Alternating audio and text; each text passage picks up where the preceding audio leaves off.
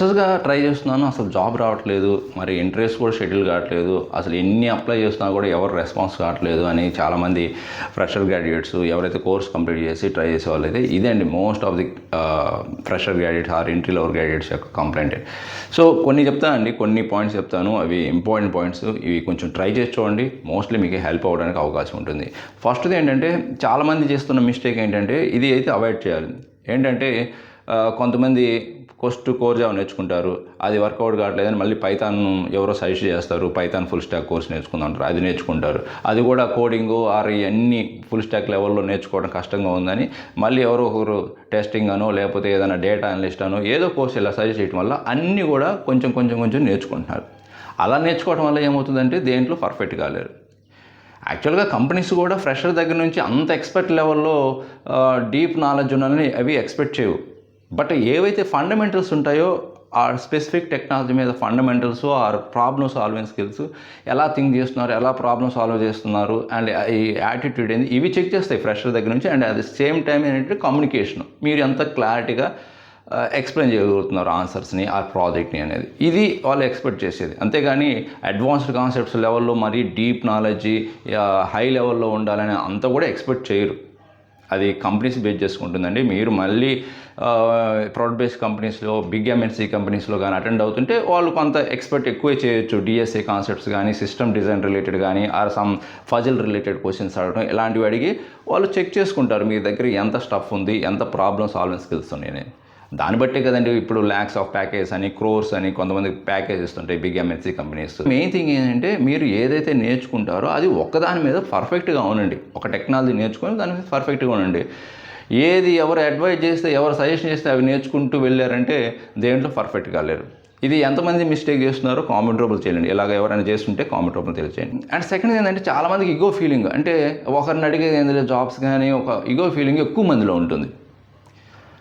అవి వదిలేస్తాయండి. ఎందుకంటే మనకి జాబ్ కావాలంటే మనం రిక్వెస్ట్ చేసుకోవాలి అండ్ సర్కిల్ పెంచుకోవాలి, నెట్వర్క్ని ఇంప్రూవ్ చేసుకోవాలి, రెఫరెన్స్ని అడగాలి. సో మీరు ఆ వేస్లో సెర్చ్ చేయాలి. మనకి జాబ్ పోర్టల్స్ ఉన్నాయి కదా, నౌకరీ ఉంది ఆర్ సమ్ లింక్డ్ఇన్ ఉంది, ఇవన్నీ ఉన్నాయి. మనం జాబ్ని రెజ్యూమ్ని అప్లోడ్ చేస్తే వాళ్ళే కాల్ చేస్తారనేది అది అవాస్తవం అండి. అది ఇట్స్ నాట్ ఎ ట్రూ.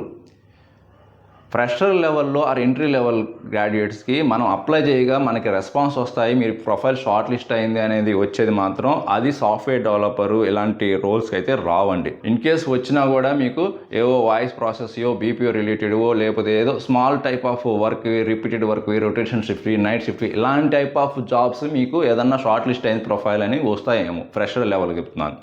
అందుకే నేను మోస్ట్ ఆఫ్ ది వీడియోస్లో చెప్తుంది ఏంటంటే మీకు ఫ్రెషర్ జాబ్స్ అన్నీ కూడా ఫిల్ అవుతుంది మోస్ట్లీ ఏంటంటే రెఫరెన్స్ ద్వారా ఫిల్ అవుతున్నాయి, ఎంప్లాయ్మెంట్ రెఫరెన్స్ ద్వారా.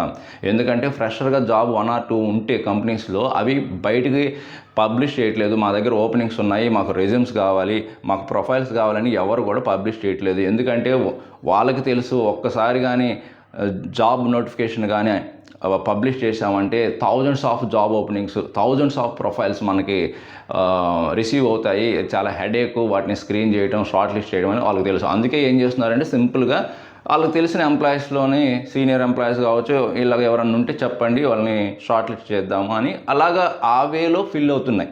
అది గుర్తుపెట్టుకోండి. ఇంత రిస్క్ తీసుకోవట్లేదు. వాళ్ళు పబ్లిష్ చేసుకొని వాటిని స్క్రీన్ చేయటం, షార్ట్ లిస్ట్ చేయటం, షెడ్యూల్ చేయటం, దానికి చాలా టైం అండ్ ఎక్స్పెన్సివ్ అని వాళ్ళు ఇలా చేయట్లేదు. ఓకే, అది గుర్తుపెట్టుకోండి. సజెస్ట్ చేసేది ఏంటంటే మీరు మోస్ట్లీ ఏంటంటే మీకు తెలుసో తెలియకో ఎక్కడైనా సరే మీ లింక్డ్ఇన్లో కానీ ఎక్కడైనా సరే మీ రెలవెంట్ స్కిల్స్కి ఏవైతే ఉంటాయో ఆ స్కిల్స్ తగ్గట్టు కమ్యూనిటీలో ఉన్న పీపుల్ని కాంటాక్ట్ అవ్వండి, కమ్యూనికేట్ అవ్వండి, నెట్వర్క్ ఇంప్రూవ్ చేసుకోండి. ఆల్మోస్ట్ మీకు జాబ్ రావాలంటే ఇది ఒక్కటే మార్గం అండి ప్రజెంట్ ఉన్న సిచ్యువేషన్లో. ఈవెన్ ఫ్రెషర్స్ అయినా ఆర్ ఎక్స్పీరియన్స్ పీపుల్ అయినా కూడా ఎక్కువ ఇలా ట్రై చేసి చూడండి. మోస్ట్లీ మీరు జాబ్ త్వరగా తెచ్చుకోవడానికి అవకాశం ఉంటుంది. అండ్ థర్డ్ది ఏంటంటే ప్రిపరేషన్లో కూడా చాలామంది మిస్టేక్ చేస్తుంది ఏంటంటే కొన్ని బేసిక్స్ వరకు నేర్చుకొని వదిలేస్తున్నారు.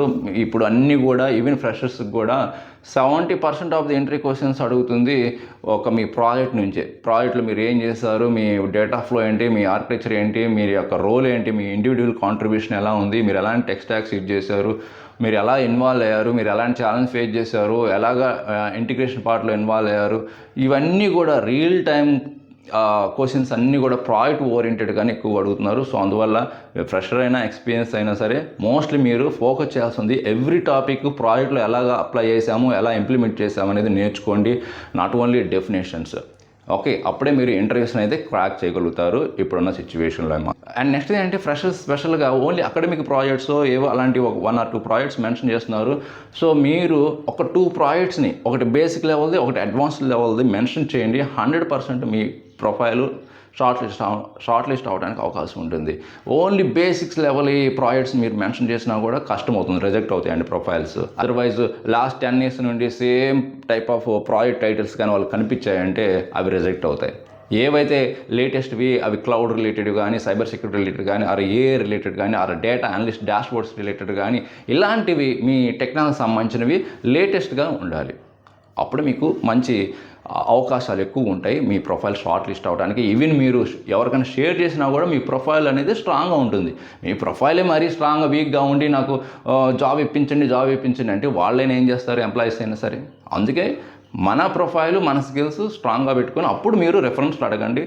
వాళ్ళు ఎవరో ఒకరు కన్ఫామ్గా ఒక్క 1 or 2 ఆపర్చునిటీస్ ఇవ్వగానే మీరు ప్రూవ్ చేసుకోవాలి ఆ టైంలో. అప్పుడు మీకు జాబ్స్ రావడానికి అవకాశం ఉంటుందండి. సో నేను ఆల్రెడీ వీడియో అయితే చేశాను, మనకి బెస్ట్ జాబ్స్ ఏంటివి ఫ్రెషర్స్ కానీ.